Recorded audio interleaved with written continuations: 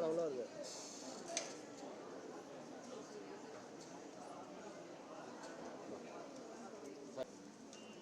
ஆமாங்க, NEET result வந்தது பார்த்தீங்களா யாழ்னி மேம்? அப்படிங்களா மேம்? 14 வந்து நீட் ரிசல்ட் விட்டு இருக்காங்க.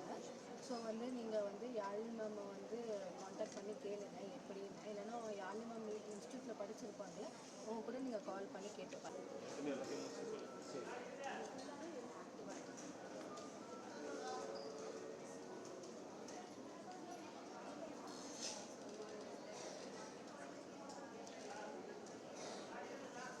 அந்த 6 பேர் ஃபஸ்ட்டு இப்போ 100 பேர் 6 பேர்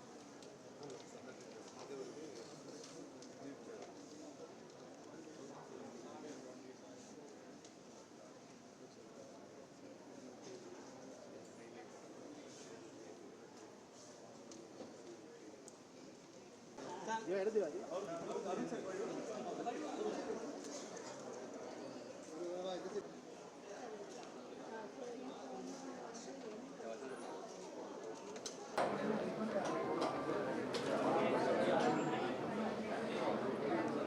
மருத்துவம் மற்றும் மக்கள் நல்வாழ்வுத்துறையில் இந்த அரசு பொறுப்பேற்ற நாள் முதலாக 104 மருத்துவ உதவி தகவல் மையம் ஒன்று தொடங்கி நீட் தேர்வுகளில் தேர்ச்சி பெறாத மாணவர்களுக்கு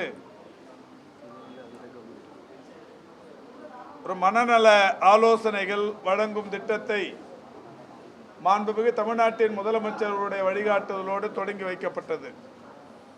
தொடர்ச்சியாக கடந்த 4 ஆண்டுகள் ஒவ்வொரு ஆண்டும் நீட் தேர்வுகளில் பங்கேற்று தேர்ச்சி பெறாத மாணவர்களுக்கும் நீட் தேர்வில் தேர்ச்சி பெற்று மருத்துவத்திற்கு இடம் கிடைக்காத மாணவர்களுக்கும் மனநல ஆலோசனைகள் தொடர்ந்து வழங்கப்பட்டு கொண்டிருக்கிறது.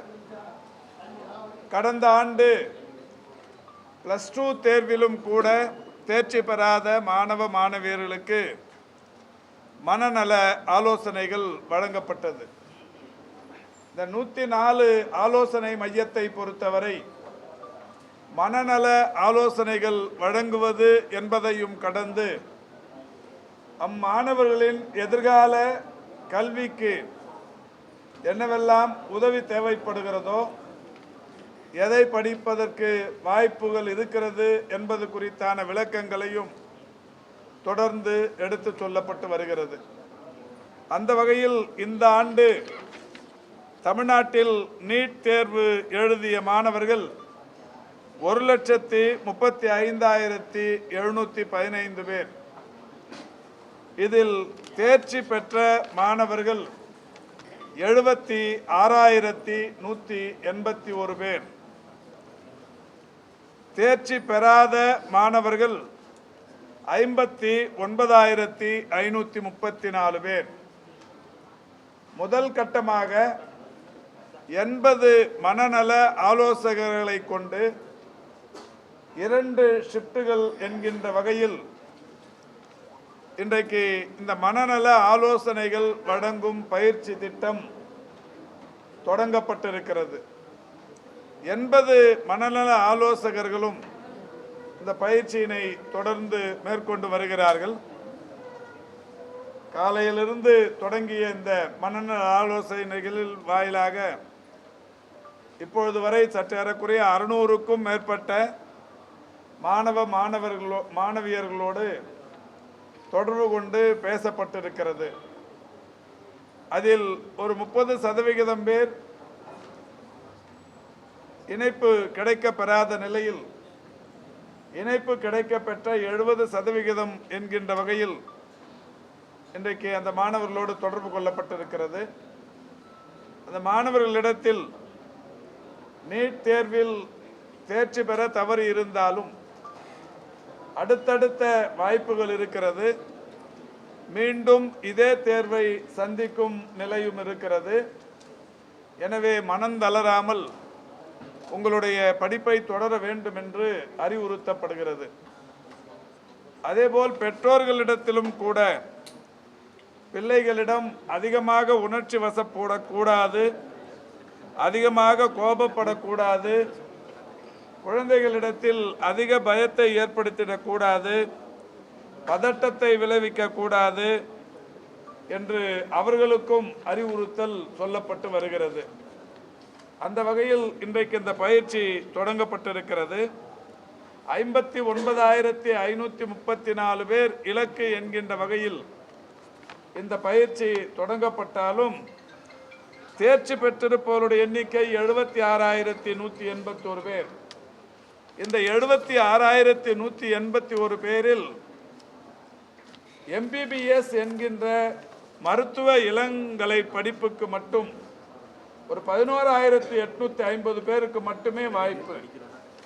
தமிழ்நாட்டில் இருக்கிற ஒட்டுமொத்த அரசு, டீம்டு மற்றும் தனியார் மருத்துவக் கல்லூரிகள் ESI உட்பட 75 மருத்துவக் கல்லூரிகள் இருக்கிறது.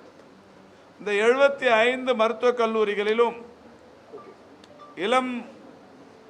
இளங்கலை மருத்துவத்தில் படிப்பதற்குரிய வாய்ப்பு என்பது 11,850 பேருக்கு மட்டுமே. எனவே தேர்ச்சி பெற்றிருப்பவர்கள் 76,181 பேருக்கும் மருத்துவம்தான் இலக்கு என்கின்ற வகையில் அவர்கள் தேர்வை அணுகி இருந்தாலும் இந்த வாய்ப்பு என்பது இவ்வளவு பேருக்கு மட்டும்தான் என்பது அறிவுறுத்தப்படுகிறது.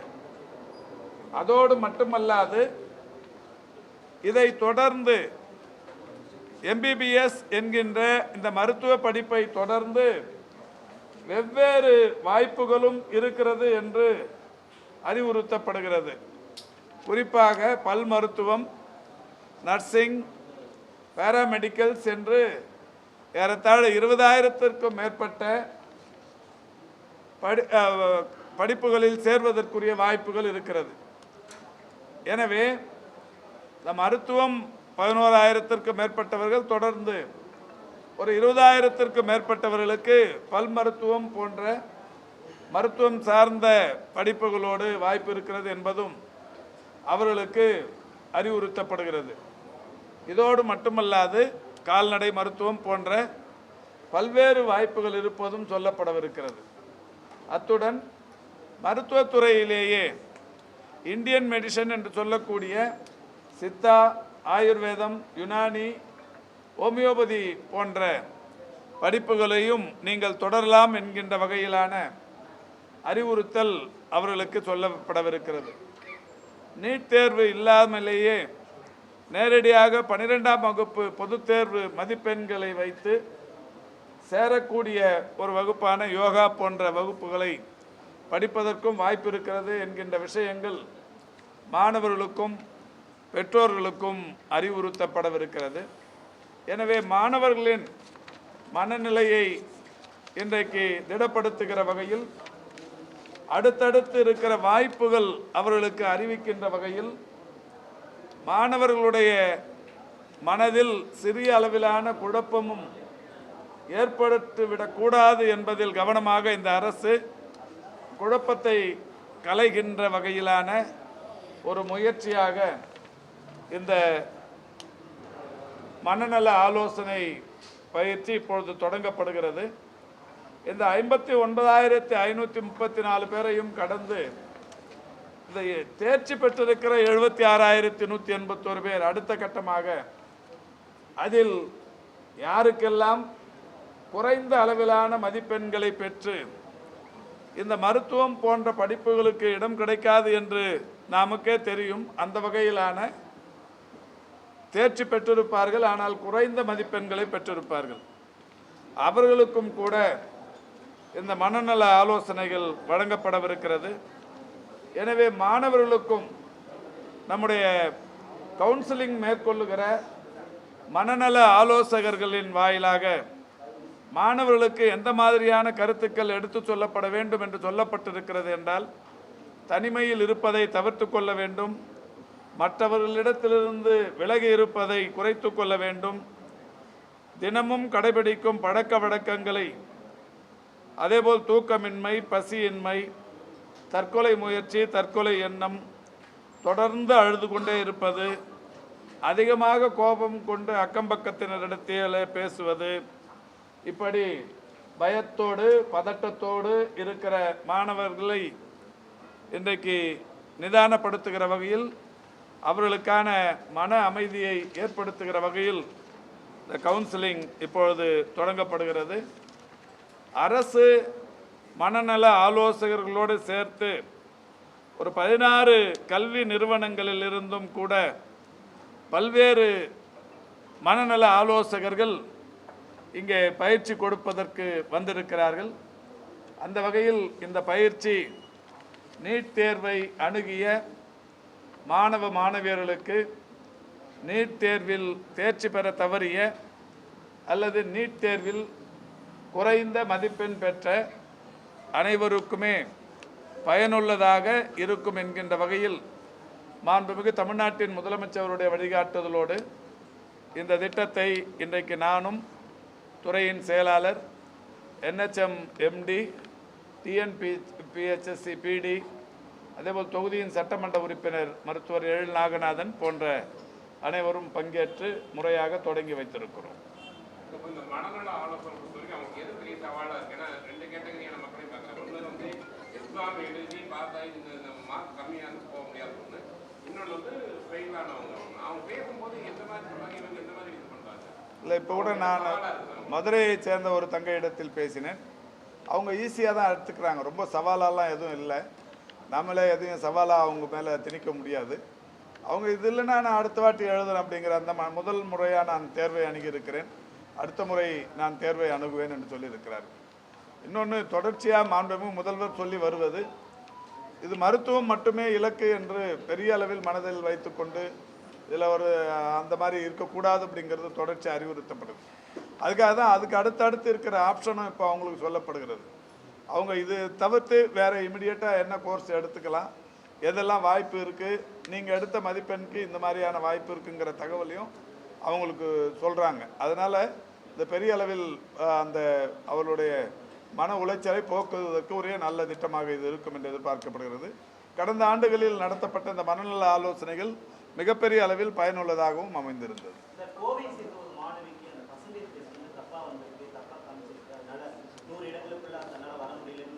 அதான் சொல்லியிருக்கிறாங்க. இப்போ முதல்ல 100 இடத்துல 6 மாணவர்கள் தமிழ்நாட்டை சேர்ந்தவர்கள் வந்திருப்பது என்பது மகிழ்ச்சி.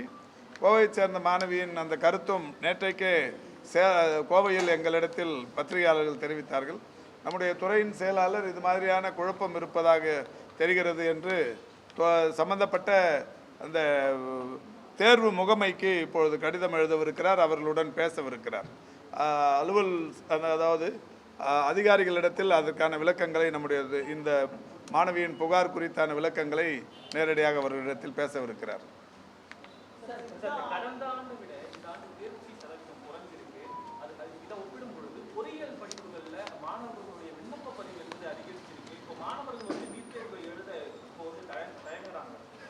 இல்லை, 1,35,000க்கும் மேற்பட்ட மாணவர்கள் எழுதியிருக்கிறாங்க. தயங்குறாங்கன்னு சொல்ல முடியாது, அவங்கவுங்களோட விருப்பம் தான். எந்த படிப்பை எடுக்கணுங்கிறது மாணவர்களுடைய விருப்பம். இப்போ மருத்துவத்திற்கான ஸ்கோப் இருக்குங்கிறது எல்லா காலகட்டத்திலையும் இருக்கிற ஒன்று. இன்னொன்று, இந்த நீட்டுங்கிறது அவங்களுக்கு ஒரு சுமை தான். இதில் வந்து இதை ரொம்ப எளிதாக கலந்து போய்விட முடியாது. வெறும் பொது தேர்வு அந்த மதிப்பெண் அடிப்படையில் இடம் கிடைத்து வந்த நிலை மாறி இப்போ நீட் தேர்வுங்கிறது ஒரு கூடுதல் பலு தான் அவங்களுக்கு. அதனால தான் மாண்புமிகு தமிழ்நாட்டின் முதலமைச்சர் அவர்கள் இந்த நீட்டுக்கு விலக்கு பெற வேண்டும் என்பதில் முனைப்பு காட்டி வருகிறார். சட்ட ரீதியான போராட்டங்கள், மக்கள் போராட்டங்கள் என்று பல வகைகளில் ஒன்றிய அரசை எதிர்த்து இந்த போராட்டம் தொடர்ந்து கொண்டு தான் இருக்கிறது. இந்த மாணவ மாணவியர்களும் அறிந்திருக்கிறார்கள். அறிந்திருக்கிற நிலையில் தான் வேறு வழி இல்லை, இருக்கிற வரைக்கும் அதை நம்ம எதிர்கொண்டு தீர வேண்டும் என்கின்ற வகையில் தொடர்ந்து பல்வேறு ட்ரைனிங் சென்டர் அங்கங்கெல்லாம் போய் கஷ்டப்பட்டு படிக்கிறாங்க. அரசாங்கத்தின் சார்பிலும் இப்போ பள்ளிக்கல்வித்துறையின் சார்பில் இதற்கான நிறைய பயிற்சி மையங்கள் தொடங்கி அது வந்து பயிற்சி தரப்பட்டு வருகிறது. கடந்த ஆண்டு அதிக மதிப்பெண் பெற்ற மாணவர்கள் அரசு பயிற்சி மையத்தில் படித்தவர்கள் என்பது குறிப்பிடத்தக்கது. நேற்றுக்கு வரைக்கும் 32,000 அப்ளிகேஷன் வந்திருக்கு. இப்போ இந்த அவங்க வந்து டெல்லியிலேருந்து நமக்கு கவுன்சிலிங் எப்போ வச்சுக்கலான்னு சொன்ன உடனே நம்ம இப்போ தயார் நிலையில் இருக்கிறோம். இப்போ அப்ளிகேஷன்ஸ் வந்து இன்னும் மற்ற மாநிலங்களில் இன்னும் ரிசீவ் பண்ண ஆரம்பிக்கல, நம்ம முதல்ல வாங்க ஆரம்பிச்சிட்டோம். இது நேற்றுக்கு வரைக்குமே 32,000 அப்ளிகேஷன் வந்திருக்கு. இப்போது அங்கேருந்து தகவல் கிடைச்ச உடனே இமிடியேட்டாக நம்ம அந்த கவுன்சிலிங் ஸ்டார்ட் பண்ணிவிடுவோம், கலந்தாய்வு தொடங்கிடுவோம். என்னப்பா இப்போ ஒரு 121 மருத்துவ பணியிடங்களுக்கு தேர்வு நடைபெற்று முடிந்தது எம்ஆர்பியில். சித்த மருத்துவர்கள், ஆயுர்வேதம், யோகா, யுனானி, இது மாதிரி ஒரு 121 122 மருத்துவ பணியிடங்கள் இப்போ தேர்வு செஞ்சு முடிச்சாச்சு எம்ஆர்பியில். அவங்களுக்கான கவுன்சிலிங் போயின்னு இருக்கு. இப்போ அவங்களுக்கான அந்த கவுன்சிலிங் முடிஞ்ச உடனே மாண்புமிகு முதல்வர் அவர்களுடைய அலுவலகத்தில் வைத்து அந்த 122 பேருக்கும், அது இல்லாமல் இன்னொரு டெக்னீஷியன்ஸ் ஒரு 59 பேருக்கும் கூட, ஃபார்மசிஸ்ட், அது ஒரு ஸ்டெனோ டைப்பிஸ்ட், அது ஒரு 59 பேருக்கும் கூட இப்போ எம்ஆர்பி முடிஞ்சிருக்கு. இது ரெண்டும் சேர்த்து இந்த ஒரு 180 பேர் அளவுக்கான இந்த பணி ஆணைகள் மிக விரைவில் மாண்புமிகு முதல்வர் அவருடைய கரங்களினால் இந்த வாரத்துக்குள்ளேயே தலைமைச் செயலகத்தில் வைத்து தரப்படவிருக்கிறது.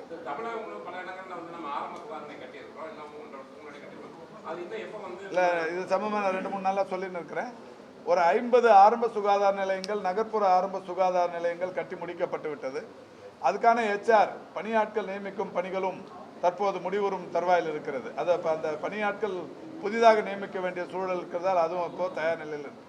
இது மட்டும் இல்லாமல் மாண்புமிகு முதல்வர் டெல்லிக்கு போய் அந்த ஆம் ஆத்மி மொபுல்லா கிளினிக்ஸை பார்த்துட்டு வந்து ஒரு 708 மருத்துவமனைகள் தமிழ்நாட்டில் அமையும் என்றும், ஒரு 21 மாநகராட்சிகளிலும் 63 நகராட்சிகளிலும் அது அமையும் என்று அறிவித்தார்கள். அந்த வகையில் அறிவித்த ஒரே ஆண்டில் ஒரு 500 மருத்துவமனைகள் திறந்து வைத்தாகிவிட்டது. இன்னும் ஒரு 208 திறக்கணும். அதுக்கு ஹெச்ஆர் வந்து இப்போ தான் கம்ப்ளீஷன் ஆயிருக்கு. அதுக்கு ஹெச்ஆரை பொறுத்த வரைக்கும் டிஸ்ட்ரிக்ட் ஹெல்த் சொசைட்டி மாவட்ட ஆட்சித்தலைவர் தலைமையில் தான் அதை தேர்வு பண்ணுறாங்க. அது முடிகிற தருவாயில் இருக்குது. இது ரெண்டுமே ஒரே இடத்துல சென்னையிலிருந்து இந்த 50 ஆரம்ப சுகாதார நிலையங்களையும் 208 நகர்ப்புற நலவாழ்வு மையங்களையும் மாண்புமிகு தமிழ்நாட்டின் முதலமைச்சர் அவர்கள் சென்னையிலிருந்து காணொலி வாயிலாக தமிழ்நாடு முழுவதிலும் இருக்கிற இந்த ஏறத்தாழ 258 மருத்துவ கட்டமைப்புகளை ஒரே நாளில் தொடங்கி வைக்கவிருக்கிறார். இல்லை எதிர்பார்க்கறதுங்கிறது இல்லைங்க. இதுக்கு ஹெச்ஆர் போடணும். கட்டடம் கட்டி முடிச்சாச்சு. இன்ஃப்ராஸ்ட்ரக்சரை பொறுத்த வரைக்கும் ஓவர். இப்போ இந்த பணியிடங்கள் நிரப்புவதற்கு என்று ஒவ்வொரு மாவட்ட ஆட்சித்தலைவரும் பத்திரிகைகளில் விளம்பரப்படுத்தி தேர்வு நடத்தி முறையாக தேர்ந்தெடுக்கிறாங்க. இந்த அரசை பொறுத்தவரை பணியாளர்கள் நியமனங்களில் வெளிப்படைத்தன்மை, ஒரு நேர்மையான அணுகுமுறை, இந்த மாதிரியான பல்வேறு வழிகாட்டு நெறிமுறைகளை மிக சிறப்பாக கையாண்டு வருகிற காரணத்தினால் ஓரிரு நாட்கள் இதில் காலதாமதம் ஏற்படுது. என்றாலும் இன்னொரு 10 நாட்களுக்குள் அது திறப்பதற்கு முதல்வரிடத்தில் தேதியினை பெற்று சென்னையில் ஒரு பெரிய நிகழ்ச்சியின் மூலம் இந்த 208, அது ஒரு 50, 258 மருத்துவ கட்டமைப்புகளும் ஒரே நாளில் திறந்து வைக்கப்படுது. இது முடிஞ்சோன்னே தானே அது இதுதான் இப்போ தொடங்கி இருக்கிறோம். விண்ணப்பங்கள் கொடுப்பதை பொறுத்தவரை ஓரிரு நாளில் தொடங்குவோம். கவுன்சிலிங்கை பொறுத்த வரைக்கும் MBBS முடிஞ்சு அதுக்கப்புறம் எந்த தேதியில் அதுக்கும் ஆயுஷ் நிர்வாகம் சொல்லுதோ அப்போ பண்ணுவோம். கொரோனாவே இல்லையே, ஏன் கொரோனா அது மறந்துட்டாங்க எல்லாரும். நீங்கள் ஞாபகம்